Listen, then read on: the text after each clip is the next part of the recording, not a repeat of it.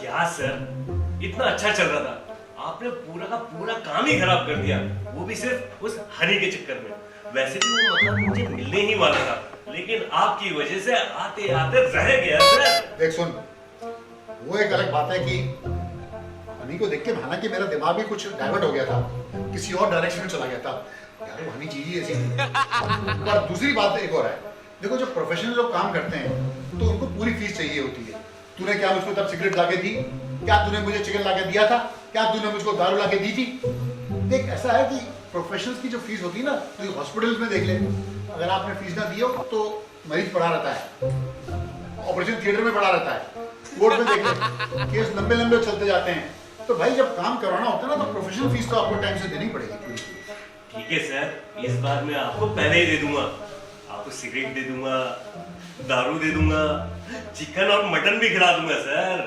बस इस बार कोई कांड मत करना सर। अच्छा प्रॉमिस? पक्का ना? प्रॉमिस ना सर? ठीक है यार, मैं देखता हूँ, कर लूंगा। Gentleman promise. Gentleman promise?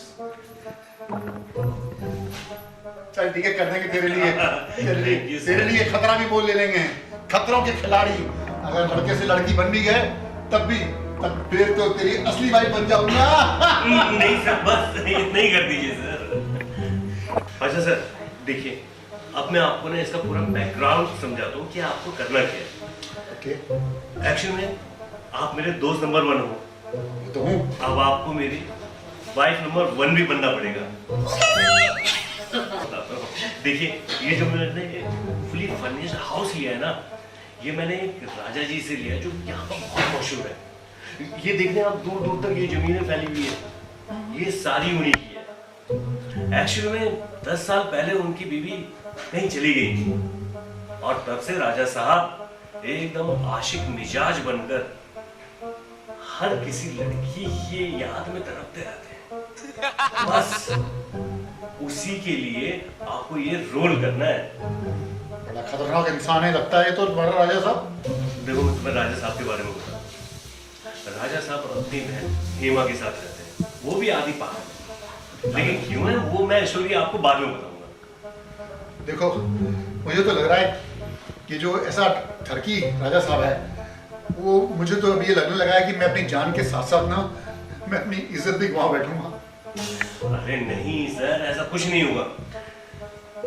मैं राजा साहब के पास गया, उन्होंने मुझसे पूछा कि क्या तुम शादीशुदा हो? मैंने कहा कि हाँ या ना, मैं उसे कुछ नहीं बोल पाया उस समय।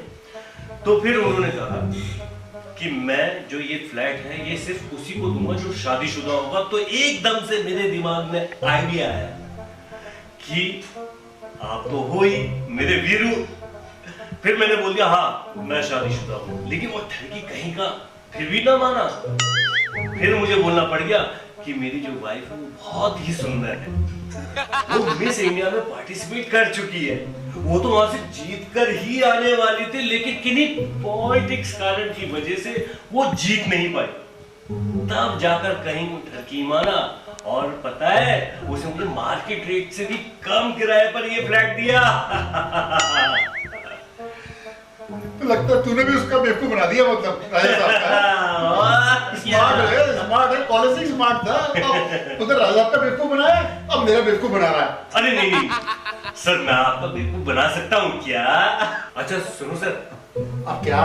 जो राजा साहब है ना, हाँ वो ठरकी तो है और वो यहाँ पर आएगा जब मैं यहाँ पर नहीं होऊंगा, मेरी एब्सेंस में जरूर आएगा वो आपसे मिलने, तब आपको संभालना पड़ेगा। चल देख लेंगे, आप जो प्रॉमिस किया तो देख ही लेंगे। बिल्कुल सर, और सर सिर्फ ये 2 और 3 दिन की ही बात है बस। पक्का? पक्का सर पक्का, क्योंकि उसके बाद जो मेरी वाइफ है काव्या, जो मुझसे अभी अलग रह रही है, वो मेरे पास वापस आ जाएगी, क्योंकि उसका भाई भी उसे समझा रहा है कि अलग होना अच्छी बात नहीं है।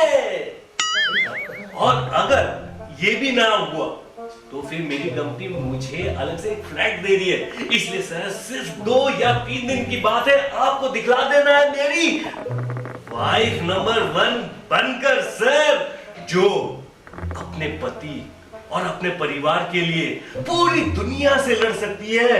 ऐसी wife number 1, wife number 1। Wife number 1। Wife number one. Wife number one.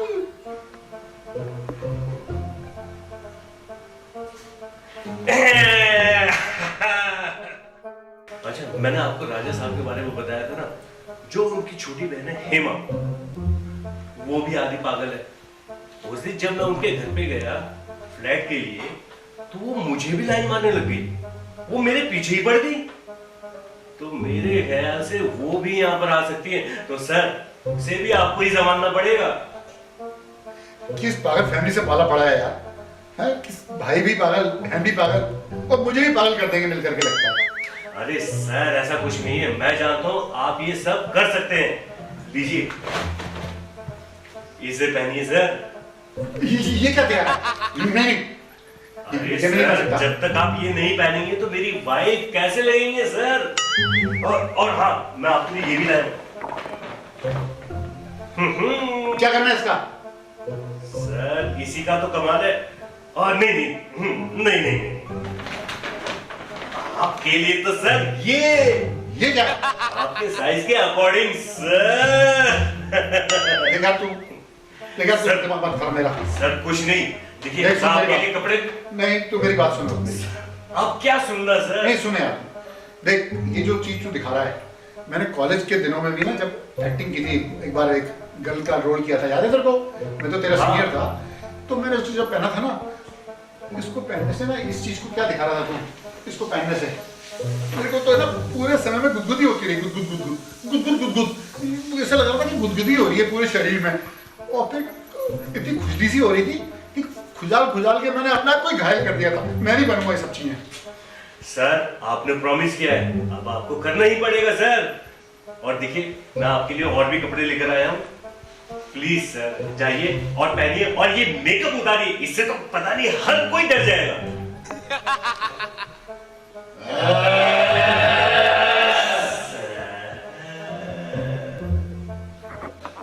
अच्छा सर, सुनिए, क्या?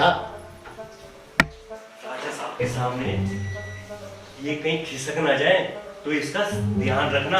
और दूसरा, अगर संतरे खाने हो तो ये नहीं कि कहीं निकाला और खा लिया। खाने होंगे तो फ्रिज में संतरे रखे हुए हैं, वो खा लेना। ठीक है ना सर? यार मेरा तो दिमाग पागल हो रहा है, मुझे तो बहुत डर लग रहा है अब तो यार। अरे मुझे डर लग रहा है। आप भी कहाँ डर रहे हैं? आप तो वो हो जो अच्छों को डरा दे। ठीक है सर, आप देखिए, जाइए, प्रॉपरली तैयार हो जाइए, एकदम बिंदास होकर, एकदम मस्त होकर सर। मुझे ऑफिस के लिए लेट हो रहा है, मैं चलता हूँ। Tata, take care, bye darling, bye.